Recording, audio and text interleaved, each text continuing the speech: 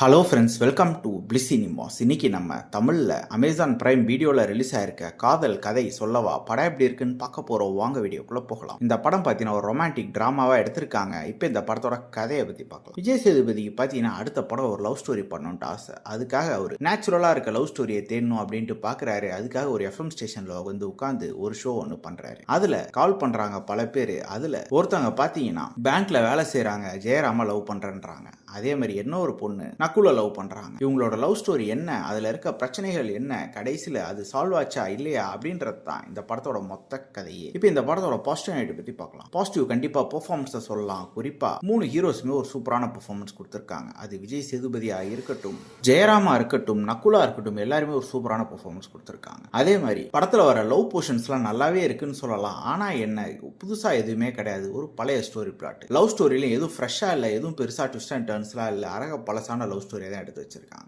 அதனால நமக்கு பெருசா கனெக்ட் ஆகவே இல்லை படம். டெக்னிக்கலி படம் நல்லாவே இருந்தது. சினிமாட்டோகிராஃபி, சவுண்ட் எஃபெக்ட்ஸ், பிஜிஎம் எல்லாமே. ஸ்கிரீன் பிளேஸ் பார்த்தீங்கன்னா பயங்கர ஃபிளாட்டான ஒரு ஸ்கிரீன் பிளே. பெருசா எங்கேஜிங்கா எந்த மூமெண்ட்டுமே கிடையாது. மொத்தமாவே ப்ரெடிக்டபிளாகவும் லேகிங்காகவும் தான் இருந்தது. மொத்தத்தில் என்கிட்ட கேட்டிங்கன்னா இது ஒரு பிலோ ஆவரேஜான படம். வேணும்னா ட்ரை பண்ணி பாருங்க. இந்த படத்துக்கு நம்மளோட ரேட்டிங் கேட்டிங்கன்னா 10க்கு 4 மார்க் கொடுக்கலாம். இன்னொரு வீடியோவில் சந்திக்கலாம். தேங்க்யூ.